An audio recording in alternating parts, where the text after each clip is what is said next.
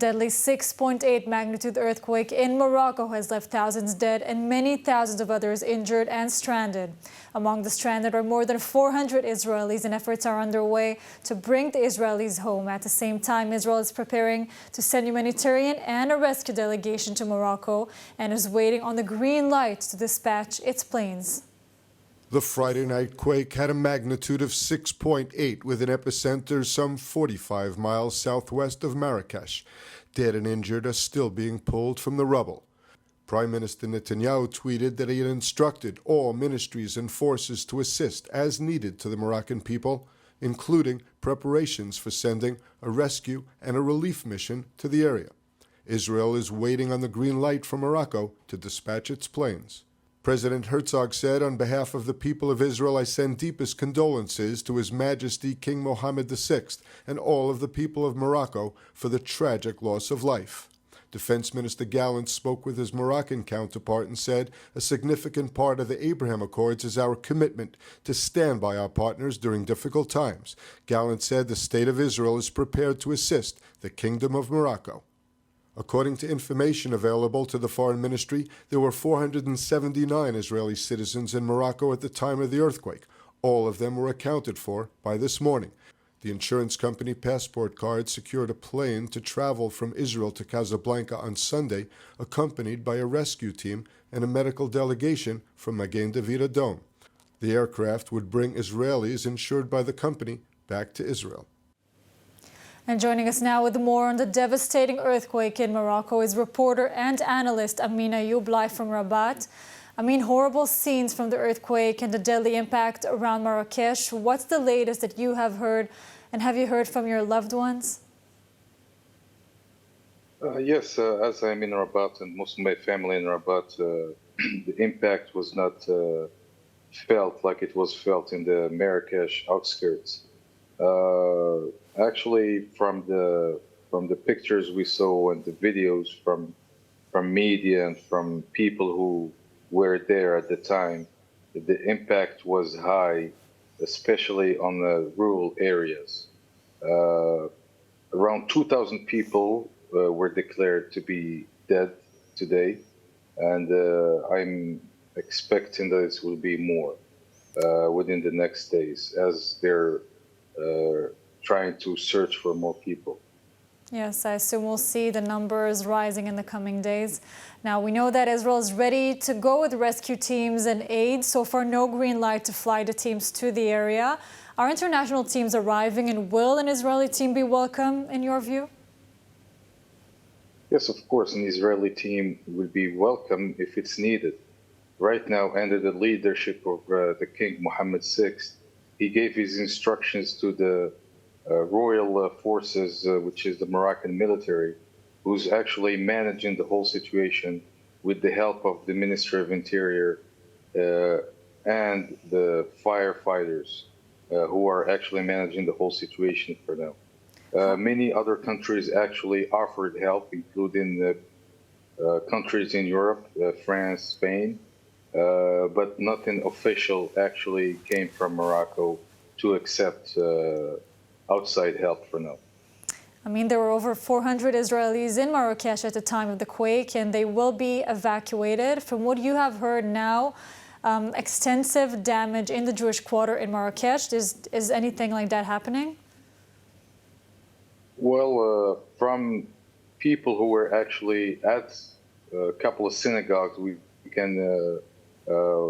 Some people said that there was some significant damage to a couple of synagogues in Marrakesh, but those synagogues which actually were built long time ago, were under the leadership again of our king, were rebuilt and redone in a significant way, so the damage should not be that great to those historical synagogues.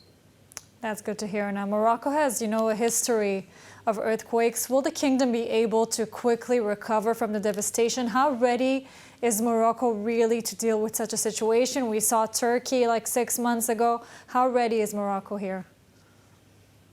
Well, usually earthquakes don't have a significant impact on the country's economies and especially on the GDP Usually there's an impact of a 1% on the GDP. Morocco is very lucky on this earthquake because what happened actually, it hit rural areas. It did not damage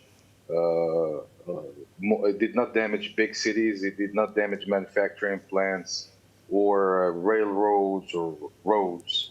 So Morocco is very lucky in that aspect. So the supply chains were not damaged. The transport was not damaged. So I don't think it's going to be a significant impact over the Moroccan economy.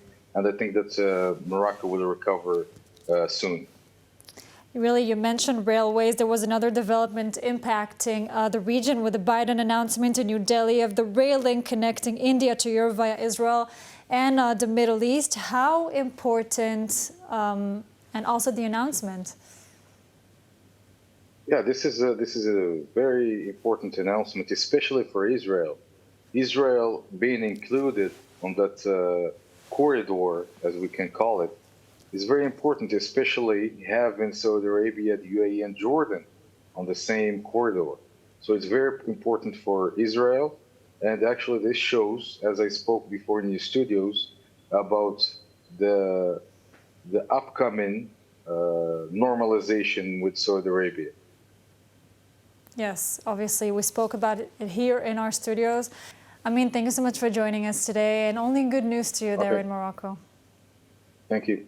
Experience the power of truth with ILTV News. If you're looking for quality content and captivating visuals, join our news community and become an integral part of our team as we embark on a mission to unveil the real Israel, dismantling the web of lies and misinformation that surround reporting on Israel. By subscribing to ILTV News, you will not only have access to the latest updates, but you will also amplify our message, creating a ripple effect that carries the truth far and wide. Subscribe today and help reshape the narrative. Available on the web, Android, and Apple. On the sidelines of the G20 summit in New Delhi, U.S. President Joe Biden and allies unveiled plans to build a historic transport corridor that would link India to Europe via Israel and the Middle East. Prime Minister Netanyahu hailed the development as a regional game changer, and ILTV's Steve Leibovich reports. The U.S.-backed Europe to India rail and shipping corridor is aimed at fostering economic growth and political cooperation throughout the region. The corridor would help boost trade, transport energy resources, and improve digital connectivity. It would include India, Saudi Arabia, the United Arab Emirates, Jordan, Israel, and the European Union. President Biden, Indian Prime Minister Modi, and European Commission President Ursula von der Leyen announced the project during the annual Group of 20 summit of the world's top economies.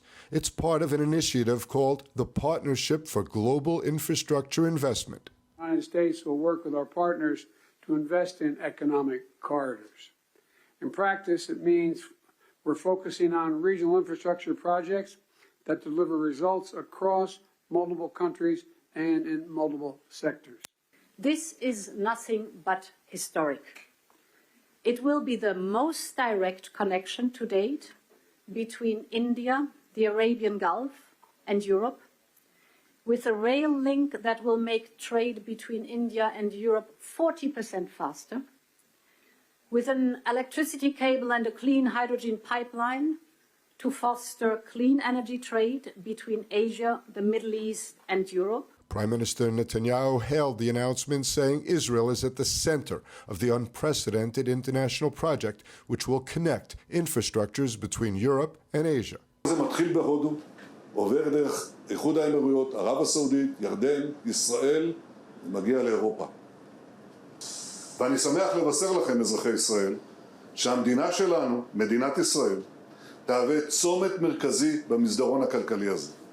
מסילות הרכבת שלנו ונמלי הים שלנו יפתחו שער חדש מהודו דרך המזרח התיכון ועד לאירופה, וגם בחזרה, מאירופה להודו, דרך ירדן, ערב הסעודית ואיחוד האמירויות הערביות. White House officials did not set a timeline for the completion of the plan or how it would be paid for. In the wake of Palestinian Authority President Mahmoud Abbas' controversial remarks about the Holocaust and Jewish history, international condemnation continues to mount, underscoring the urgent need to combat anti-Semitism and ensure the memory of the Holocaust is preserved accurately.